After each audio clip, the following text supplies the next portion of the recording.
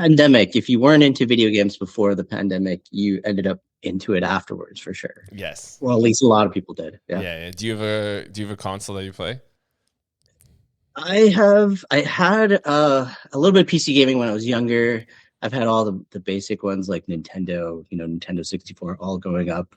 And then now I'm on the PlayStation. I got the PlayStation 5 Nice. thing. So yeah, Nice. I say me, but it's really my kid. Oh yeah. He's the one that spends the bulk of time on it. So yeah, but it's great though. That's Yeah. that's fine. How old's your kid? He's 13. 13. Yeah, So that's 13. prime. That's prime video game age. Oh, it's prime. Like sometimes I see the way he's brought up and the things he has access to, like the Marvel Cinematic Universe and the PlayStation 5. And like if little kid version of me had any half of that, my head would Yes. explode, right? Like how is Yeah. that insane? Yes. I remember getting a Sega Genesis as my first system. And it's like 16-bit. So Yeah. it was like crack cocaine. I was like hooked on it. And Yeah. then you look at what they've got nowadays, and it's like I can't even imagine if I was a kid. I would be just like, this is incredible. Oh, it's insane. Like what's that MetaQuest 2 and 3, that Quest, the VR set? Yeah, yeah. You look ridiculous wearing it, but I don't know if you've ever tried that device? Yeah, I tried one with some VR racing. Yeah, when And, you wear it, you get it. But yeah, sorry, go ahead. No, I was just saying, yeah, I wore one, but they also can make people a little bit nauseous. I went with my dad, and he was if you spin the car, Yeah, like he got like really nauseous from it and like vertigo. It can like Okay. trigger vertigo, I guess. More probably with racing games, I guess. But yeah, it was Oh, cool. 100%. Yeah, no, yeah, it's definitely once you try it, like you just kind of get it. Like some of the things you can do with that thing are phenomenal. But yeah, you have to get past the vertigo piece. Yeah. Yeah. Yeah. Well, I mean, I know I sent you the email, and obviously it was, we don't have a website or anything, and I don't think the email had too much descriptions, but just a really quick overview of what we're trying to do. Did Steven blackmail you in from Kelly's wedding? You said you lose. I was like, contract this is prep for Kelly's wedding. We're having a very serious call. But so basically, Taylor and I both kind of just work corporate jobs. We both have always been like interested in entrepreneurship, any sort of artist, anyone who's putting, I think as we described it, anyone who's putting things out there and actually taking a risk and trying to make the world a little bit more interesting is kind of a world we want to get more into. So I don't think we're at the point where either of us are going to like quit our jobs and start a business or, become artists, but this is kind of the first step into getting into that world and talking to people who have kind of done it. And I don't know if I mentioned it, but the podcast is called Not Quite Ready. And the whole thing is like, it's very easy to, not do the thing of putting something out there, and no one is ever going to feel like quite ready when they do it. So we just kind of want to talk to people who, actually take that step and hear their story. And, maybe that inspires us, maybe it inspires others, but it's cool just connecting with people who've actually done it. I love that. Yeah, that's awesome. Thanks. And I feel super honored that you want to talk to me, little old me, about stuff. So our first two I guests, think a lot of it, I think a lot of it too is just that most of the content out there, it's all like someone who got VC funding for some like huge idea, or there's like everything is like really, like Hollywood style or like the Silicon Valley VC, and there's not really a lot of like smaller creators that we found, at least that we haven't found. So I think that's also what we're going for. Why we were really excited to talk to you. Yes. Oh, that's Yeah. Go ahead, Oh, I was Steven. going to say, and we chatted with Thomas O'Hare, which he said he knew you. So I don't know what the connection was there. Yeah, that's so funny. He told me we were I meet at my buddy's house. Do you might know, I don't actually probably not, but his name is Pete Nguyen. He's also a local creator. Okay. Like he does the cans for Sea Change beer. Okay. He's like one of the members of Sea Change and Shitty's distillery. And he does murals all over the city. And so his work is all over the town, which is he's a person that you guys should also talk to, like for real. And he's a mutual friend of ours, but I saw Thomas on Friday, like of Cooper and O'Hara, like they were both we kind of shout sing karaoke every now and then at my buddy's house. So have a few beers and yell at TV with your friends. It's awesome. But so we have mutual friends there, and just in that space, because they do some videography and things, right? Photography. Yes, so exactly. Yeah. exactly. Yeah. Did you make it over to his warehouse or his office? I guess apparently he's got a pretty good office. That's right. Yeah. We were talking about it. The conversation went around the VR headset, and it's like, hey, you could scan this place, and people never have to go. They can just visit in VR, right? But That's no, funny. I haven't. No. Yeah. Very cool. Well, I guess like the first question would be, so I know a little bit, just when we chatted briefly that, you used to be a teacher and you're obviously a DJ and now you're with Shopville. So maybe just a little bit of background info on, I guess kind of your journey when you started in teaching and got into DJing, and then what took you to running with Shopville. Yeah, no, for sure. I started way back when. I don't want to date myself too far, but in around, oh man, in the year 2000 is when I started post-secondary, and I started in computing science, and I just wasn't in love with it. I love computers.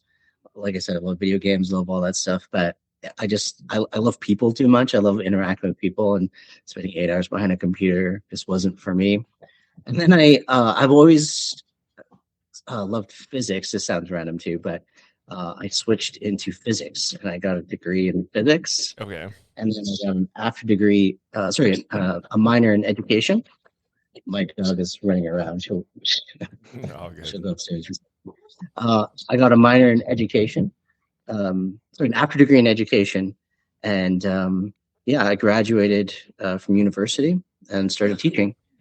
And actually, while I was in that same year, my very first year of post secondary is actually when I met my now CEO.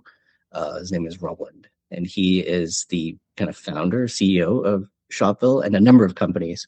But that's one of the very first instance of, I guess, Shopville kind of reared its head way back then. And I used to help him. He was just a university buddy. Yeah. And the whole time we were in university, this is actually, I'm going to go into this story a little bit because I think it's super relevant. It's actually super interesting. He played this video game called EverQuest. Have you ever heard of EverQuest? I don't think I have. I've heard of it. I never played it though. Okay, so EverQuest is the very first MMO. So it's like predates World of Warcraft, even what was it, RuneScape and all these other things, but it was the very first MMO. And he played this game obsessively all through university, and it got to the point where he ran and he's playing this game at a very high level. It's an MMO, so you have a character and you have little teams called guilds, and you raid bosses, then they drop loot, et cetera, et cetera. And he had ran one of the biggest guilds in EverQuest globally. And even way back then, there were these like gray Chinese markets where you could like sell a magical axe for like real cash way back in the day. Okay. And so he would kind of corner whole markets. So some, like a supply of minerals or leather or whatever. And so once he played this all through university, and the creators of EverQuest went on to, when EverQuest, they made EverQuest 1, EverQuest 2, and then when that was being sunsetted, a lot of those same programmers went on to build World of Warcraft. So the same programmers went on to build World of Warcraft. And now, if you go to, there's an area in World of Warcraft called Tanaris, and you go, there's an auctioneer that lives in Tanaris, and he runs an auction house there. He's a little goblin, and his name is Beardo. And that is Roland's character's name from EverQuest. Because the programmers that built EverQuest went on, and if you look, there's a few Easter eggs written on like game FAQs and different places that it's an Easter egg where Beardo is named after a notorious EverQuest character who kind of captured entire markets and would control the markets. And it's super cool because we both graduated sort of around the same time, and he went on to not use his degree at all, his business degree, and I went on to be a teacher after that. And he just took a lot of those same skills that he learned online, commanding large. He had a guild of about 120 players, and you treat it like an army. You fire people, you hire people, to kind of control these online markets by just capturing as much of it as you can, and then you can like raise the price. You can do all kinds of funny stuff. And then he translated that into the real world and essentially buying things cheap and selling them high on secondary markets, like mainly eBay back then. Yeah. Yeah, but it's a super cool story. And now I think they've repainted the Beardo character for the game Hearthstone. And behind Roland's desk in his office, which is right above mine, there's a huge painting of Beardo with his character, World of Warcraft, which is super cool. Yeah. Man, I spent a lot of money doing an MBA. I should have just been playing EverQuest. It could have been a lot more successful. It's crazy, and it kind of started as retail arbitrage where you're kind of buying things cheap, selling things high, and we can get into that later. But then I went I was a teacher for about 15 years there. Taught every science from grade 3 science all the way when you're first starting out, you're kind of like trying to get your foot in the door anywhere you can. Yeah. And then I taught physics 30, 20 and 30 and some math for the last like maybe 10 of that. So yeah, it's been super rewarding. I still love teaching and think of it really fondly, and I miss different elements of it. Yeah. But yeah, I got this life now, I guess. So yeah, that's very cool. And when did the DJing come in? Like, was that something you always did? And I imagine that made you the cool teacher when you were teaching high school and you were DJing. But what was the story with that? Yeah, so I've always kind of dabbled. I bought some really bad turntables off eBay, and they got smashed on the way on the shipping over. And I bought just a Frankenstein little setup of records, back in the day of like scratch records. So like scratch DJing and just kind of messing around all through university. It was really just a hobby. I never really, thought of it commercially or anything like that. And, you mess around long enough. And then eventually, actually Pete Nguyen, who does a lot of the art design for, Sea Change in different companies around town. He also used to work at Avenue Magazine. Okay, yeah. Yeah. And he, again, super great at branding. And then he helped me create some branding and a website. And then I put that up. It was called Foundry Entertainment Supply Co. And it was just me. And then my wife also helped run administration for it. And I would do a lot of corporate events. So I did Edmonton's Avenue Magazine's top 40 under 40 events. So, some friends kind of hooked me up with the first few gigs like that. And then, you just keep practicing, getting some more gigs. You meet some more people in the industry. And this is while I'm teaching, by the way. So this is perfect, because you get the summers off. It's great for, like wedding season and things like that. And really anybody can, like anyone in this room could probably start up a DJ business if you have enough, gumption to do so, because you can rent everything. You literally can rent everything. All you need is a laptop. And that's how I kind of started. I was like, I have nothing, but I feel like I have good people skills. I love people. I love music. And I started doing kind of corporate events and then nightclubs eventually. Once you get to a certain skill level, you feel like, even if you're not there, like people, I think sometimes it's less about like how skilled you are and more just like the networking that you can kind of do with people. Yeah. What's our strategy with this podcast?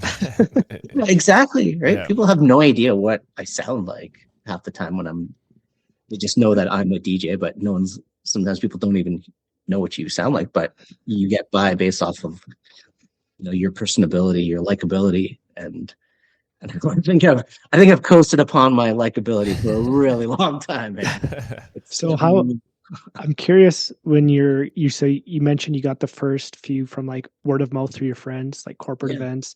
Yeah. How much of it was like talking to people? It sounds like it was a big part, but like, did you have like demos or like people wanted to see your work first on like a website, or like, I'm curious, like that initial funnel before you felt like you had inertia, like what were sort of the strategies you used that you thought worked well?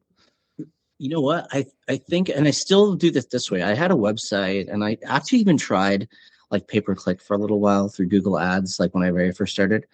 And I would find my my best clients that I got, and I received like a lot of reviews over the years, and each of them I reviewed me very well. I'm just gonna say, but every time I do a show, I think of it like I'm doing a 5-hour commercial. I'm doing a 5-hour commercial for like who I am, who you're interacting with, how professional I am. Am I on time? Do I am I sending invoices on time? Am I getting back the emails on time? Like all of that stuff is really what promoters and stuff care about first. Yeah. And like what you sound like comes second. They'll just trust you based off, hey, this guy's good. But it's like all those secondary interactions. Yeah. And I know a lot of DJs will have, ego gets in the way, and they think like, oh my God, I'm too big to do shows A, B, and C. But I think if you can make a group of corporate people dance, or if you can make, all ages people get down to all kinds of music, you can really do anything. Like I know a lot of DJs that do clubs that it's an impossibility to do weddings and corporate events because their catalog isn't there, professionalism isn't there, and they just don't have that range. Yeah. But it's a lot easier for someone that's like done corporate events, and sometimes you're working with an impossible room, but you can like get people to move a little bit or just enjoy themselves. Like that's, to me, is a nice transition, because if you can do that, you can do anything. Yeah. Did you find there was any like hurdle personally? Like I know you said you're a big people person, but obviously like when you were teaching and becoming a DJ is maybe a little unorthodox for a normal teacher. Was that ever hard for you to like get out there and promote yourself? And I'm sure in those early days there's a lot of like trying to get people to notice you and pushing yourself. Like was that ever something that you struggled with, or was it always just something like you like to do it and you were just happy to do so? But what was that process like early on? Yeah, early on, I think when I was a high school teacher, I almost led like a double life. It felt like a double life where I didn't really want to. I really wanted those worlds to be separate, where I didn't want my students to find out, like I'm playing these clubs on the weekend. But then after I hit a certain point where I'm just like, oh, whatever, like I think when a lot of DJs go out and play, sometimes they let certain things like liquor get the best of them. But whenever I'm DJing, I always like to keep a clear head. Yeah. So I'll DJ like sober, and so I didn't really care if I saw a kid out, but if they were underage, the rule is you must kick them out. Like that was my rule. Like if you're over, because semester 2, grade 12 start to turn 18. Yeah. And then they start spilling into the bar. Like in Alberta, the illegal drinking age is 18. Yeah. Other provinces it's 19 or whatever. So then I hit a tipping point where, okay, well, you know what? It's not that bad. Like I think I'm just afraid of, I don't know, worlds colliding a little bit.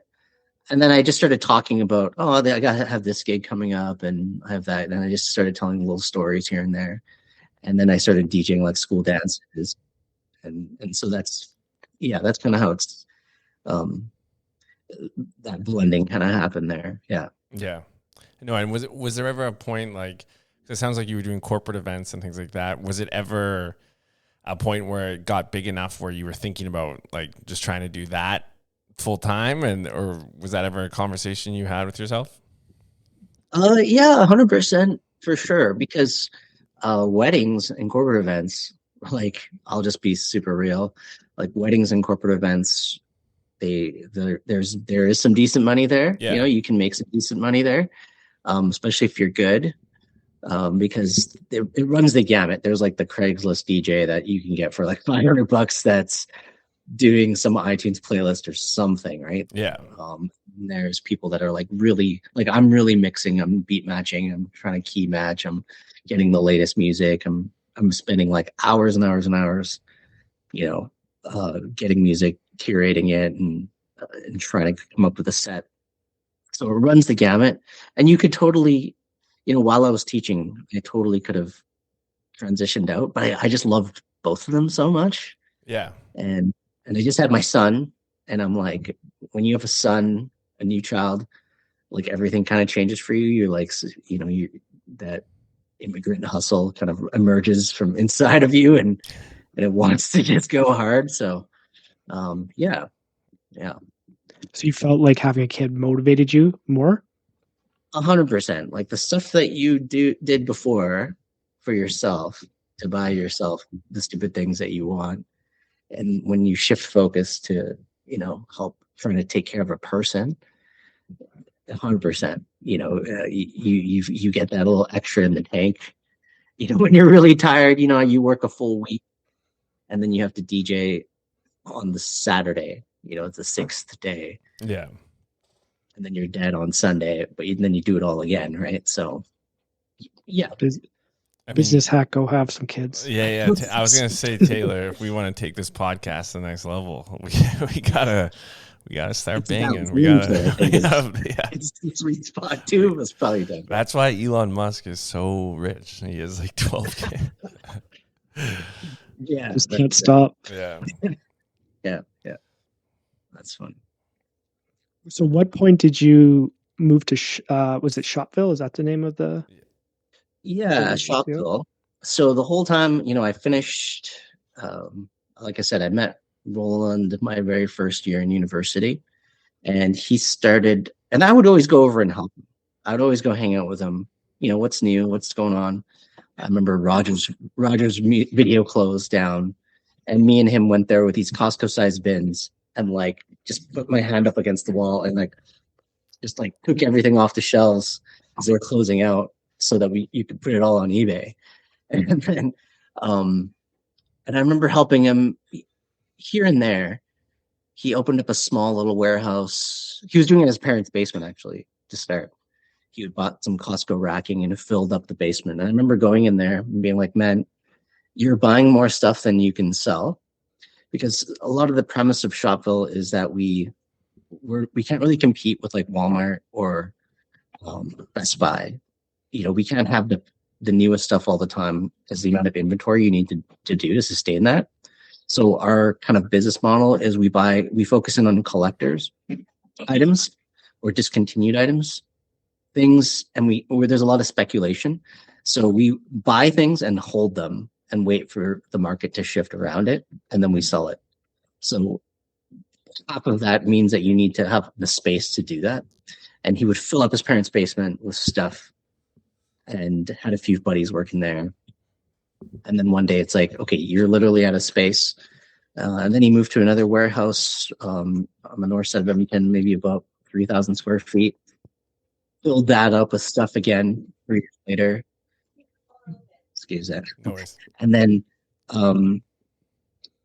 moved to another warehouse now with 7,000 square feet with a forklift and some staff. And now we're on I guess if you include the basement, like the fourth kind of warehouse. And there's about 30,000 square feet. We have 2 other warehouses now, one on the south side, one on the west side as supplementary storage, one's for seasonal storage. And there's about 60 odd employees, some in the UK. And it does like, we're doing like 50 million in revenue like a year. Oh wow. Like it's a banger. Like and I'm chief operations. Roland's one above me as CEO. And yeah. And I did, and he asked me every year, hey, do you want to come work for me? And I'd always say no, literally no. I love teaching. When we got to this third warehouse, the whole business, especially over the pandemic really taught everyone's, grandmother how to order online products, and business doubled over the pandemic. And now, and then 1 year after the pandemic, which is pretty hard as a teacher, I taught physics 30 and woodworking, and I was like, oh man, this is it's doable. Everything's doable, but I was just curious about what else is out there. And sorry about that. No worries. My dad is an immigrant from Singapore. He moved over here when he was like when he was 40, or almost 40, 39 or something like that, and started a brand new life. Like my dad had a law degree in Singapore and came here, and it was like worthless. And Yeah. he worked at a 7-Eleven. He was a janitor for a while, and he did all kinds of odds and ends while he was in school. And then he got a job at the Alberta Human Rights and Citizenship Commission. And he did that for like 50 years. Like the very first sexual harassment case in Alberta, my dad like worked on that case. So I'm like super proud of my dad. And I always thought like if my dad can do that at the age of 40, like why not? Yeah. Like why, just why not? It's, you feel like I went to school for so long to be a teacher, and I got my like dream job as a teacher. Like I've always wanted to be a physics teacher, and I had that and I loved it. The pace, I will say, of being a teacher is just punishing. It's just a punishing pace. And so I love the teaching part, just the administration part was tough. I took a 1-year sabbatical. Like there's not many jobs that allow you to do that. Yeah. I took a 1-year sabbatical, which allowed me to go to school or do something. So I took 1 year off, tried working with Roland for a year, and then I just like haven't turned back. And that was like 3 years ago, like that.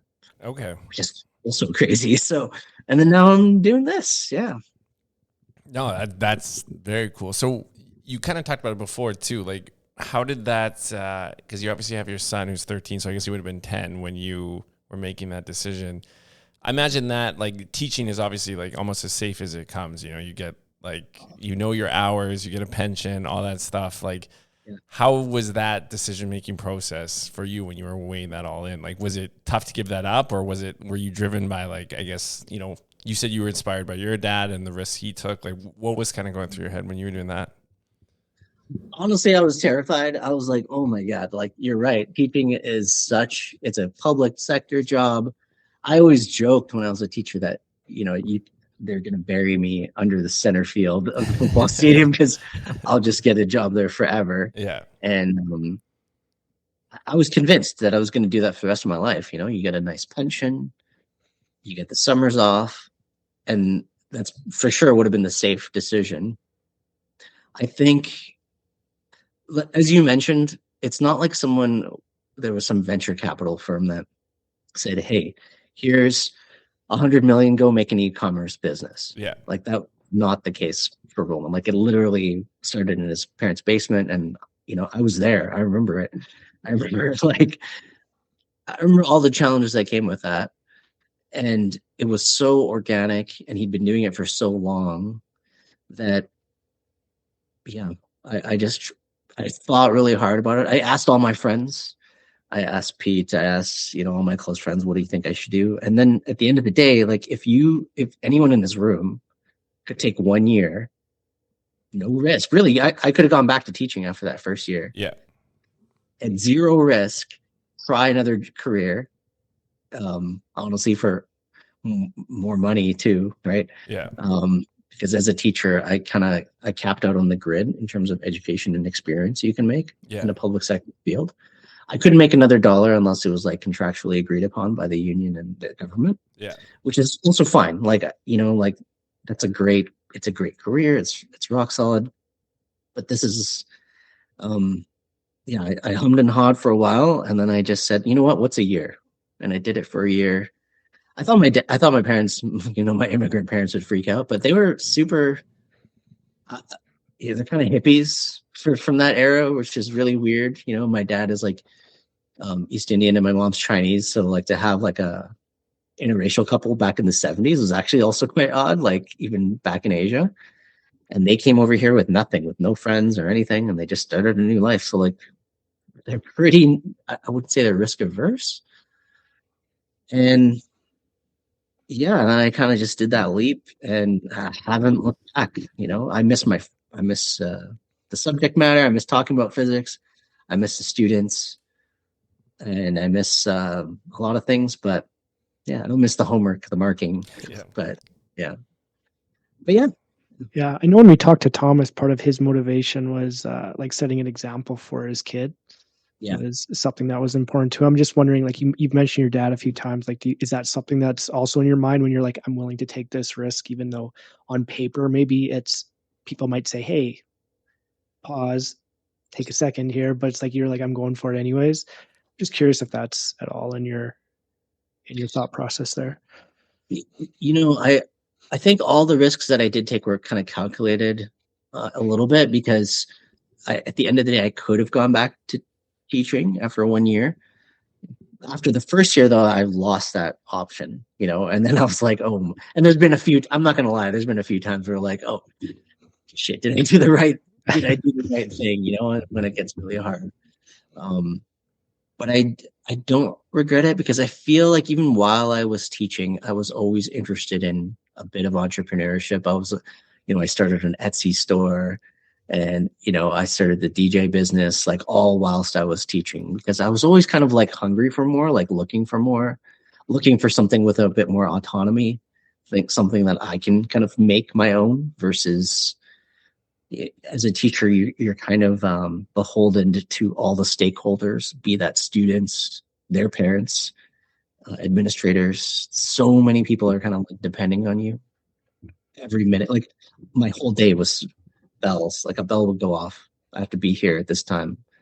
A bell goes off, I go eat lunch. A bell goes off, I have to go supervise a hallway to make sure kids aren't vaping. And then, and my time is so accountable to somebody else. But now, in this universe, my time is whatever I choose to make it, because, as the chief operations, I have the ability to, I come up with a crazy idea, and you have the backing of this company to like make something out of thin air. Like you can just come up with an idea, and then a new business can spawn out of that. Like it's just so cool.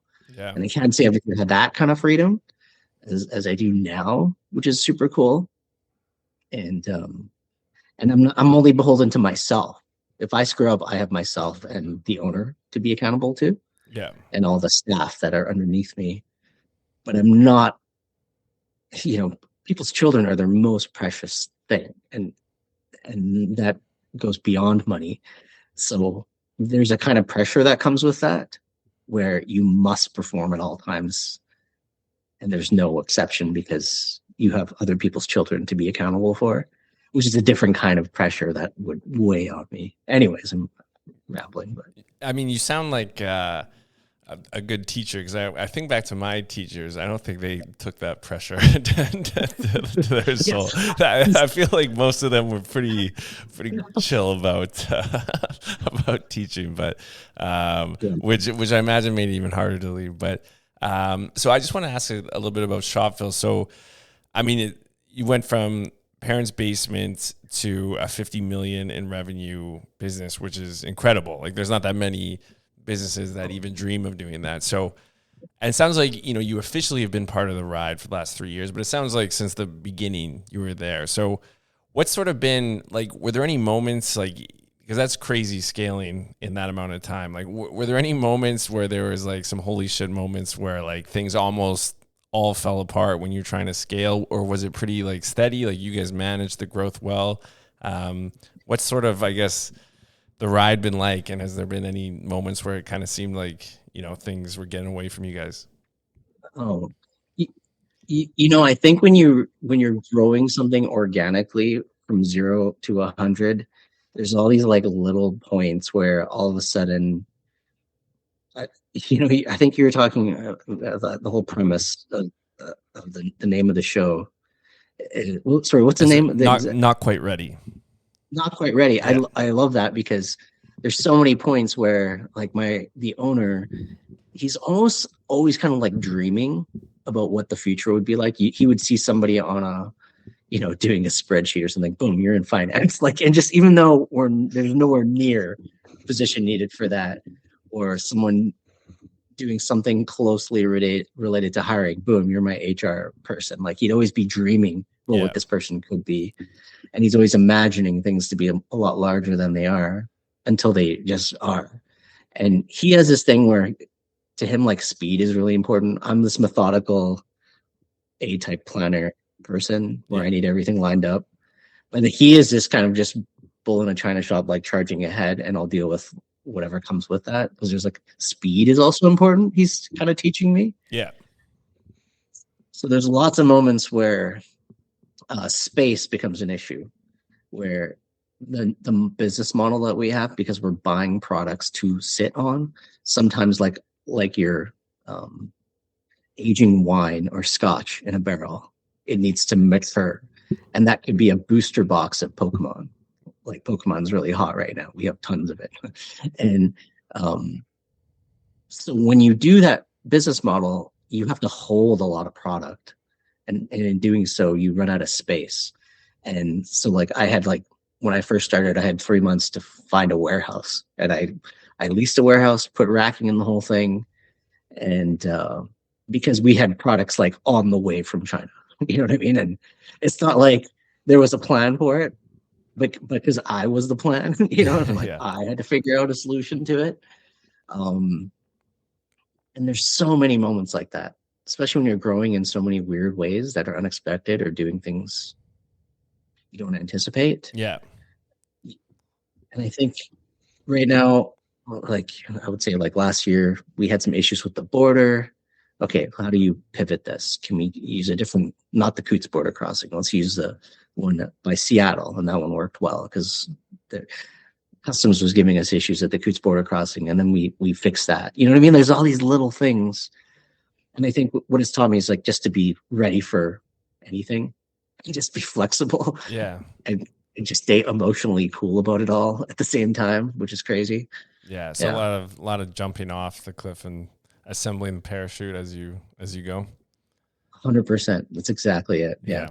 And I'm curious because you talked about it. So you say you guys like sit on product. You use the Pokemon example. Like how the hell do you guys know what's gonna be big in a few years? Like is it just like intuition, or do you guys have like is there a system? Is this your secret sauce that you don't want to tell? You can say, but like what? I don't mind. I think we're at the stage now that like even whatever I tell you, a lot of people can do exactly what like the two of you could go do this right now. But the problem is that people don't, and people like there's barriers to entry because there's a certain point where like people don't care about you, but then there's a certain point where you have so much money to buy into things that people do start paying attention and caring about you. And I think there has to be this tipping point where all of a sudden you're doing the kind of numbers you're doing to be able to buy have $100,000 PO. You know what I mean? So like it started off in his basement, you know, just like you go to Best Buy right now, you see a video game that's on sale for $20. You buy that and you play it and you save $20. You know, you spend the rest of your days playing this game. The owner we would see that, and you'd buy 5 of them, and then you put them on eBay, and then you've made $100. You know, and that's not really scale. It's kind of scalable because you can take it back to your house and get your friends to help you out. But you can kind of rinse and repeat that process, and that's kind of what he's done. A lot of people can sell things like on eBay or Amazon or different third-party marketplaces, and so I kind of lost my train of thought there. So it's not so much like you guys are forecasting, you know, what's going to be popular. More so, you guys are just seeing like if there's product you can buy in bulk at a discount, and then you hope people want to buy it. That's how it started. Yeah, that's how it initially started. But now we have category experts, so we have like 12 buyers, purchasers, and as well as the owner. Where one guy, for example, we work with this company. We are the exclusive distributor in North America of a brand called U2s. Okay. YOUTOOZ, and they're like a Funko Pop competitor. Okay. And these guys are cool. They're like 40. There's about 40 of them. They don't have a physical office. They all work remotely via Slack, and the company's worth like $350 million. It's nuts. Yeah, and they make these pop competitors, and we have that relationship we built directly through Roland. But some products, like we have a guy that exclusively deals with that vendor, and he just knows everything there is to know about that one specific category toys. We have another person exclusively deals with Pokemon cards and TCG, trading card games. We have another person that exclusively does video games. So you kind of have to know the market. Oh, look, the Mario movie's coming out. Yeah. Okay, so what are all our Mario products? Let's figure out what to do. Let's buy as much in as we can. We just hired 2 comic book guys. and their whole job is we work with different grading companies, and they'll grade the comics, and then they get we're planning a division for comics like that. Yeah. So it's kind of just finding like experts who know the market, and then you kind of use their knowledge, and that's what determines your buys. Exactly. And also, Roland, if you met him, it will make sense immediately, but he's kind of a savant in that way. Oh yeah. You know, I joke, and especially at Shopville, I joke like every person I hire is we hire a very wide range of like personalities. So I hire specifically nerds. Only nerds are working at Shopville, and they all play Magic the Gathering. On Fridays they play it. There's a Discord. They all play video games together. So there's like this layer of nerdiness to everything we do. But the owner himself is, if I looked at his skill tree, it's a very one-sided skill tree where he is. I can hold up any item in that warehouse. We have like 10,000 plus SKUs. Yeah. And he could tell me the price history, what it did, what it's going to do. And he could price it for you, tell you, and approximately.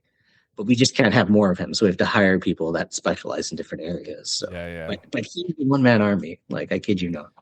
I feel like my talent for recalling things is like pointless sports games from like 7 years ago. I mean, that seems a lot more helpful that he's a savant with that.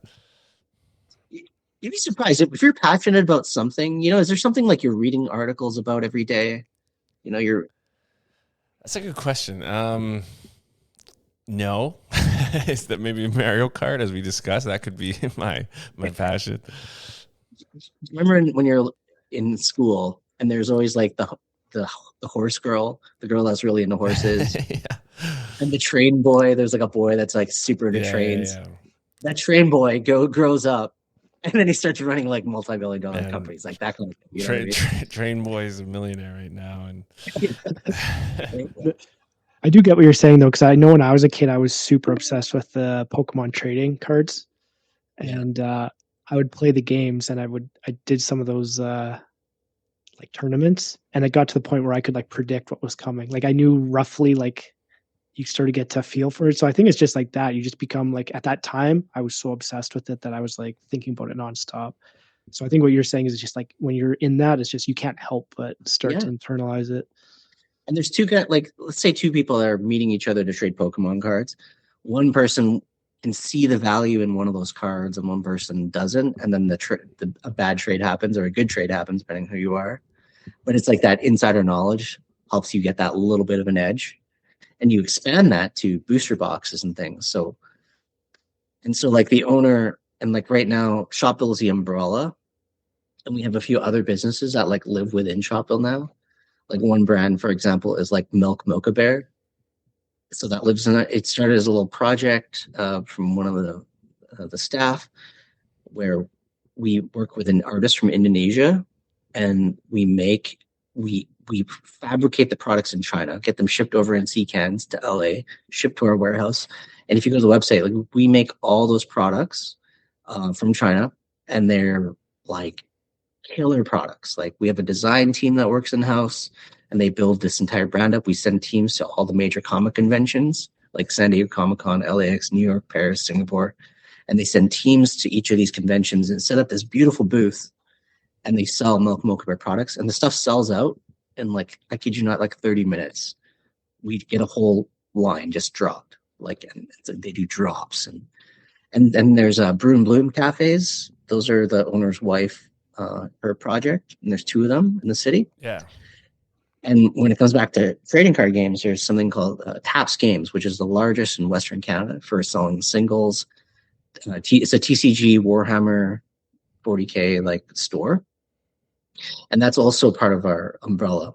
And there's a lot of synergy there. Where my wife hates that word. So she's like, stop saying that. It's like such a horrible word. But people will give us their bulk Pokemon cards, and we'll give them store credit, and then that bulk goes to Shopville, and then we will sell that. Like there's so many cool things that we can do by stretching out into these other business arms, you know? Yeah. No, that's very cool. That's very cool. Yeah. Yeah, no, that's awesome. I know we're running out of Yeah. time here, but I do want to just ask, and this we can kind of shift back to the DJ too, but I'm just curious your creative process in general for like generating ideas, and then like how do you know which ones you want to pursue? So like maybe it's like when you're putting together a set, or maybe it's even in your job now. You mentioned you have to often problem solve on the fly. I'm just curious if you have like kind of some things you fall back on that work well for you, or how you go about that.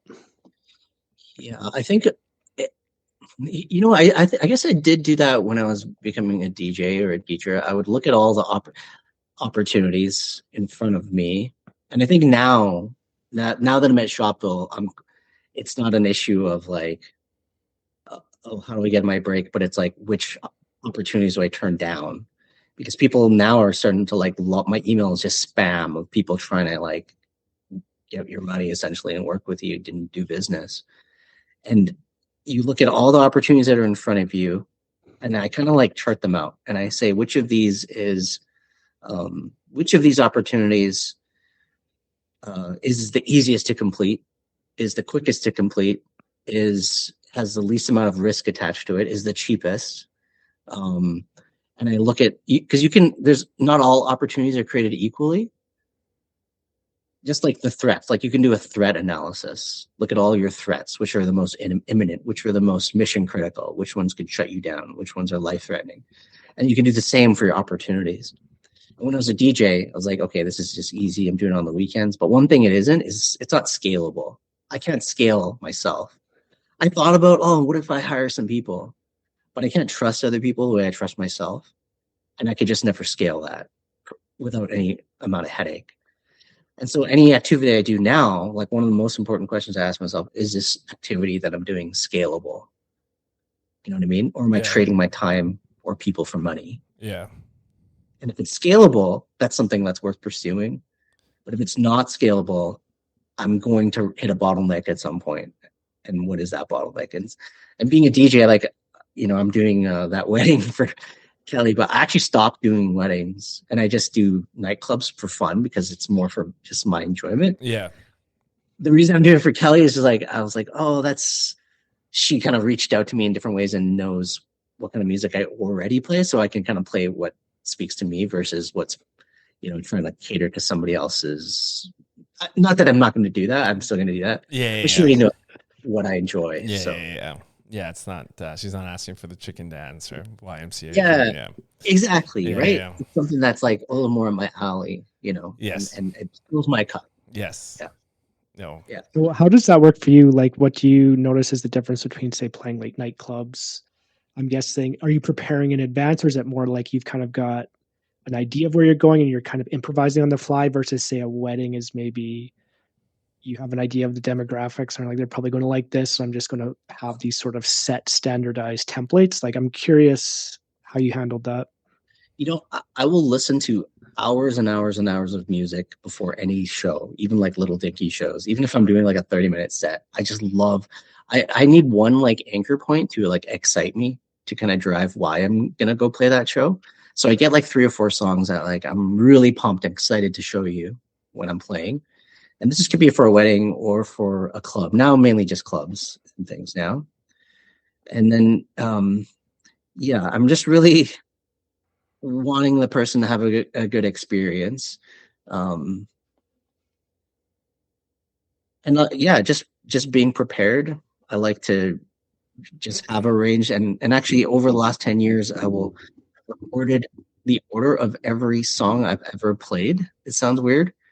Into a playlist, and I sort them by date. So sometimes I'll play a song, or I'll find a couple, and I'll put all of those playlists in a master folder that shows up every one of those songs.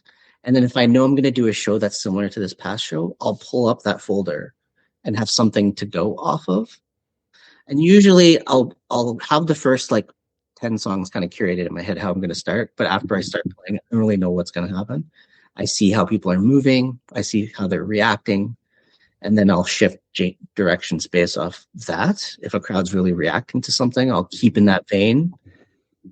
And if it's not, I'll try to get out of there as quick as I can and Yeah. switch directions into something else because it's not working.